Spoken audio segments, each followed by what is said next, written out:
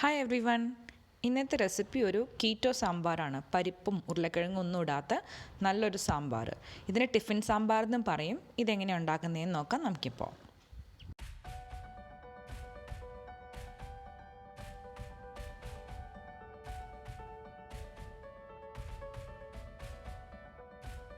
ഞാനിവിടെ ഒരു കുക്കർ എടുത്തിട്ട് അതിനകത്തേക്ക് 2 സവാള, 2 തക്കാളി, പിന്നെ 2 പച്ചമുളക്, ഒരു 2 ടീസ്പൂൺ സാമ്പാർ പൊടി, 1 ടീസ്പൂൺ മല്ലിപ്പൊടി, 1 ടീസ്പൂൺ മഞ്ഞൾപ്പൊടി, പിന്നെ കുറച്ച് കായവും പിന്നെ ആവശ്യത്തിനുള്ള വെള്ളവും ചേർത്ത് നന്നായിട്ടൊന്ന് കുക്കറിൽ ഒരു വിസിൽ വെക്കാൻ പോവാണ്.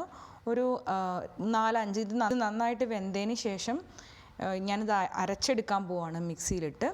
സോ ഇത് നന്നായിട്ടൊന്ന് ഒരു 4 വിസിൽ വരുന്നവരെ നമുക്ക് നന്നായിട്ട് വേവിച്ചിട്ട് അതിനുശേഷം നമുക്കിത് മിക്സിയിലിട്ട് നന്നായിട്ട് അരച്ചെടുക്കാം.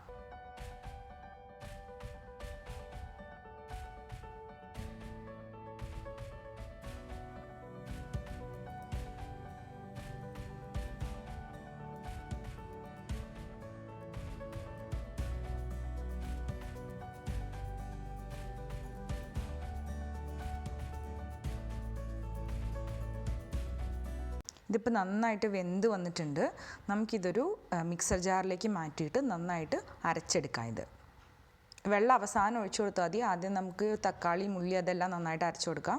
അതിനുശേഷം വെള്ളം കുറേശ്ശെ ഒഴിച്ച് നമുക്ക് നന്നായിട്ട് അരച്ചെടുക്കാം.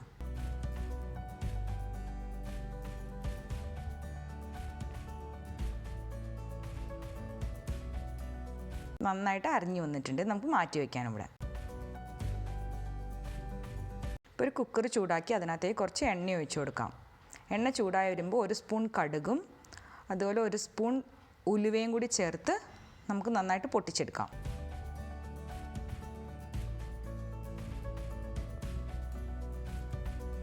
ഇപ്പോൾ നമുക്ക് കുറച്ച് ചെറിയുള്ളിയും കറിവേപ്പിലയും കൂടി ഇട്ട് കൊടുക്കാം. ചെറിയുള്ളി നിങ്ങൾക്ക് വേണമെങ്കിൽ മുറിച്ചിട്ട് ഇട്ട് കൊടുത്തോ. ഞാൻ അങ്ങനെ തന്നെ ഇട്ട് കൊടുക്കുന്നത്. നിങ്ങൾക്ക് ഇത് അങ്ങനെ തന്നെ കിടക്കുന്ന കാണാൻ ഇഷ്ടമില്ലെങ്കിൽ നിങ്ങൾക്കിത് 2ആയിട്ട് മുറിച്ചിട്ട് ഇട്ട് കൊടുക്കാം. പിന്നെ 2 ഉണക്കമുളകും കൂടി ഇട്ട് കൊടുക്കുന്നുണ്ട്. എന്നിട്ട് നമുക്ക് നന്നായിട്ട് ഫ്രൈ ചെയ്തെടുക്കാം.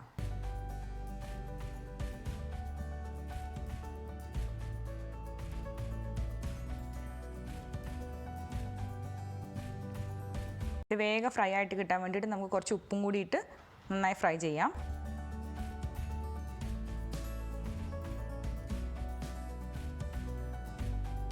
ഇപ്പോൾ ഇത് നന്നായിട്ട് ഫ്രൈ ആയി വന്നിട്ടുണ്ട്. നമുക്കിതിനകത്തേക്ക് 1 സ്പൂൺ സാമ്പാർ പൊടിയും 1 സ്പൂൺ മല്ലിപ്പൊടിയും കൂടി ചേർത്ത് നന്നായി ഒന്ന് പച്ചമണം പോകുന്നവരെ നമുക്ക് നന്നായിട്ട് ഫ്രൈ ചെയ്തെടുക്കാം.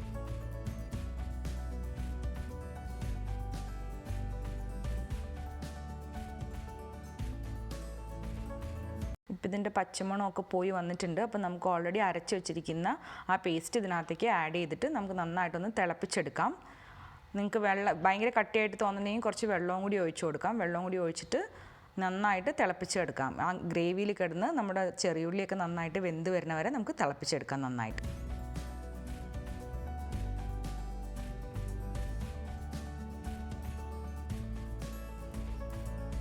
ഗ്രേവിയൊക്കെ തിളച്ച് നന്നായിട്ട് ഗ്രേവിയൊക്കെ നല്ല തിക്കായിട്ട് വന്നിട്ടുണ്ട്. ഉള്ളിയൊക്കെ വെന്തു.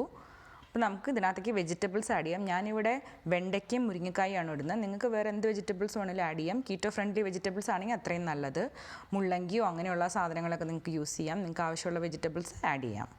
എന്നിട്ട് നമുക്കിത് നന്നായിട്ടൊന്ന് തിളപ്പിച്ചെടുക്കാം. നന്നായിട്ടൊന്ന് വേവിച്ചെടുക്കാം. കുക്കറൊന്ന് ജസ്റ്റ് മൂടി വെച്ചിട്ട് നന്നായിട്ട് വേവിച്ചെടുക്കാം.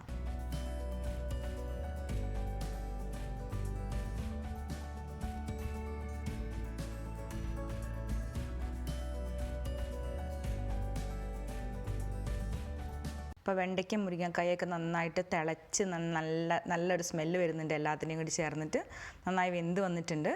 ഇപ്പോൾ നമുക്ക് കുറച്ച് പുളിയും കൂടി ഒഴിച്ചു കൊടുക്കാം. ഇപ്പം നിങ്ങൾ ടിഫിന് വേണ്ടിയിട്ട് ഇഡ്ഡലിക്ക് ദോശയ്ക്ക് വേണ്ടിയിട്ടാണെങ്കിൽ പുളി ഒഴിക്കേണ്ട ആവശ്യമില്ല. പുളി ഒഴിക്കാണ്ട് തന്നെ ഉണ്ടാക്കാം. ഇല്ലെങ്കിൽ ചോറിനാണെങ്കിൽ നിങ്ങൾക്ക് പുളിയും കൂടി ഒഴിച്ചു കൊടുത്തിട്ട് ഒന്നുകൂടെ തിളപ്പിച്ചെടുക്കാം.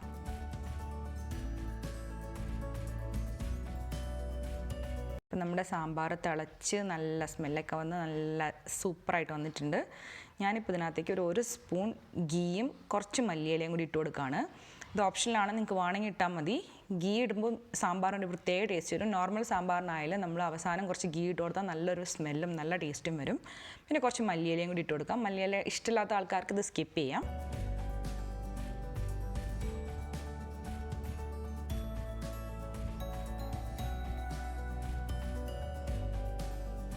അപ്പോൾ നമ്മുടെ സാമ്പാർ അടിപൊളിയായിട്ട് റെഡി ആയിട്ട് വന്നിട്ടുണ്ട്. നിങ്ങൾക്ക് ദോശയുടെ കൂടിയോ അല്ലെങ്കിൽ ഇഡ്ലിയുടെ കൂടിയോ ചോറിൻ്റെ കൂടിയോ ഒക്കെ യൂസ് ചെയ്യാം. So thank you for watching, and if you like the video, please like, share and subscribe.